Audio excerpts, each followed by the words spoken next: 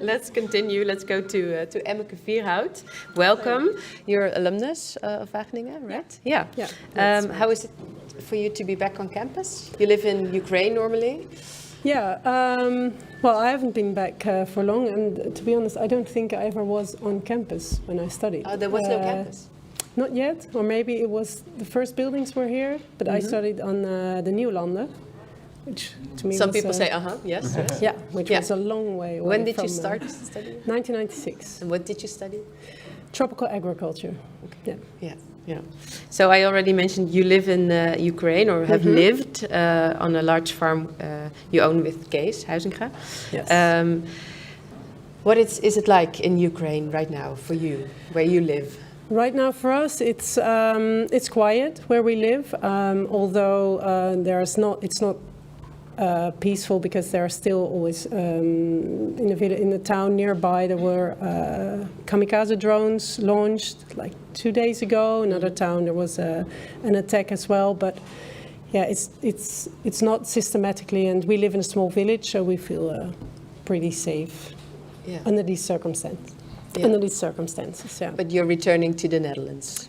That was already planned, because for high school, my daughter is 13, and we already planned that long time ago. It was only a bit earlier than planned now. Yeah. You want to do something for people in Ukraine. What's would you say is the biggest problem right now? I mean, of course, they're in the middle of a war, but...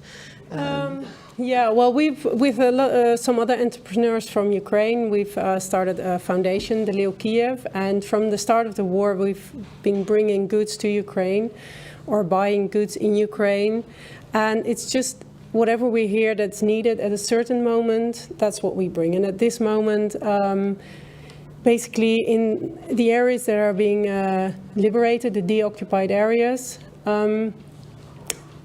it's a humanitarian disaster. On all fronts. They need food, they need clothing, they need electricity, there's the winter coming, but also there's no safe drinking water. Especially in these areas, they don't have water wells, which we have in our part, so everyone has their own water well. In these areas they don't, in Kherson and especially the North Kharkiv region. So they're dependent on water systems, and the Russians basically damaged them or destroyed them. And the other problem is that a lot of the surface water has been polluted also by dead bodies lying in the water. So that's why, safe drinking water is in great need. Yeah, and there is a solution for that. You want to, you found a solution with the help of other alumni of Wageningen, right? Yes. Could you explain what the solution is? Guido and Lieselot, they're also alumni from Wageningen. They developed a water filter, a ceramic water filter after the tsunami in Aceh. And this is quite a cheap solution to clean water, surface water or rainwater from bacteria and Zoonosis? Yeah, help me. Zoonotic. Yeah. And these are very simple filters. They're just 2 buckets, the ceramic element and a tube. And it can purify water for about 5,000 liters, I think. And a household can use this for about 3 to 5 years. Yeah.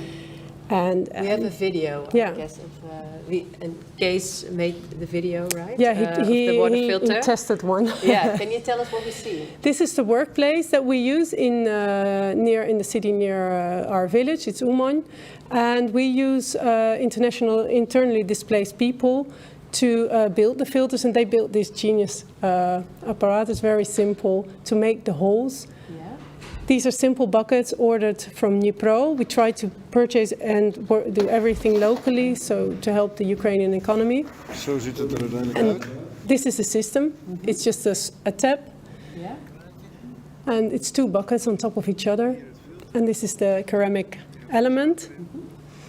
And you pour water at the top, and it needs to have a tube as well. But then the clean water will be in the bottom bucket. And how often can you use it? You can use it constantly. You just need to clean the filter. Sometimes there's a brush coming with it. And you can use it, as I said, for 5 years, for a family of 5. Yeah. And it's one filter costs, including all the work and the distribution, about 20 euros.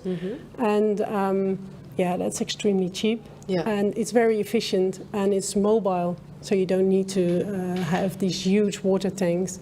And so it's very useful to bring to those villages and distribute them.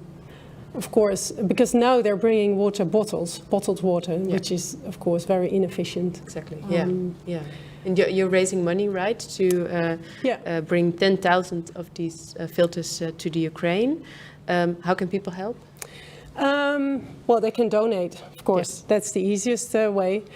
We are being helped by the Rotary, a Rotary club from southern Portugal. They've taken up the fundraising part. They made a website, which I think will be shown later. And yeah, people can just donate on that bank account or through our foundation, de Leeuw Kyiv. And because 10,000 is only the start, they need millions of water filters. And so we just want to bring as many as we can. Yeah. And to help as many people as we can, because it will be needed. I think the war will take a long time still, and all these deoccupied areas, as we saw in Mariupol, there's already an outbreak of cholera there. They need a lot of safe water elements in whatever way. So yeah, we will place a link in the chat, so there people can find the link. I guess it's also really difficult, right, to get the filters and bring them to the areas where you need it, where they need it. Well, that's our strength. Yeah. We've lived in Ukraine for over 20 years. Yeah. All of our partners have lived in Ukraine for that long. We do. Most of them have businesses. We've got our network goes deep into occupied territory. And we are not, most NGOs are not allowed to work in war zone, and all the deoccupied areas are still war zone officially. And well, we don't have such restrictions. And so SAVEUA, the foundation we work with in Ukraine for this matter, they can go wherever they want. And we've got the connections, and we can decide for ourselves whether it's safe or not to go. We have close contact with the army. They can tell us where to go, where not to go. So yeah, it is difficult, but for us, I think it's easier than for people who don't have the connections in Ukraine. Yeah. And yeah, we speak the language, we know the people. Yeah. So great that you're doing this. Yeah. Let's turn. Yes, of course. I mean, we've lived in Ukraine. I can for 20 imagine years. you want to do country. something for the Ukrainians. Yeah. Let's move to Olaf if there are questions. It's really for you, inspiring. Emmeke. It's really inspiring to hear about the things you are doing. I can imagine that some people in the audience would like to ask a question or respond. Yeah, over there. I'll come to you. Thank you, Emmeke. And I think it's a very nice example of, or a very strong example of alumni collaboration. How were you able to find each other making this happen? Yeah, good question. We were asked by Guido and Lisa to help with UNICEF filters bringing to Ukraine that they also provided. So they contacted you? They contacted us, and to be honest, I really don't know what the direct link was, but Guido and I did the same studies, and I think Guido was 1 year after me, and so he made the connection somehow. Yeah, and maybe because Kees was on television.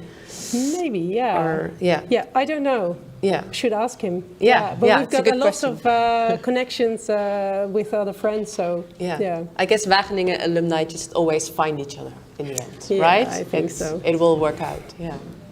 Yes, I would like to ask a question about the farm you run.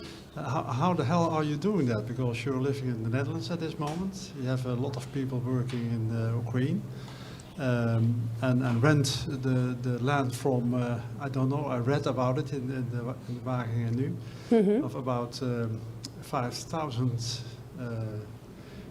people living around. But how can you tell something more about it, how you run the business at this moment? What it does mean to be in a war zone and still running the farm?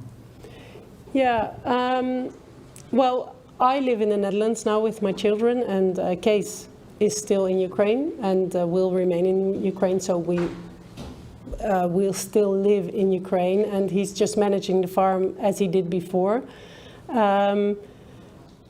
Yeah, in the beginning, of course, it was a very tense situation. We didn't know what to expect. We didn't know how many people would have to go to the front lines to fight. We didn't know what the Russians would do. But after that Kyiv wasn't occupied, we soon realized that the Russians would not easily get to us. We live about 200 kilometers south of Kyiv. And so we just run our farm the way we did before, but there are some challenges, of course, with the export, the import of goods, the selling of the goods. So those are challenges we just need to deal with. But what kind of farm do you have? We've got 15,000 hectare arable land and 2,000 dairy cows and 300 hectares of vegetables. And so that's also our strength, because we've got different businesses, and the arable land is not doing so well now because the prices are very low for us, very high in Europe, but very low for us, high costs. But for example, the vegetables, onions, and carrots are doing really well because Kherson, the occupied areas, has not been producing any vegetables. So we do very well, and the prices are up, and milk as well. So yeah, we've diversified, which helps us now. Thank you. Thank you for the questions, and thank you, Olaf.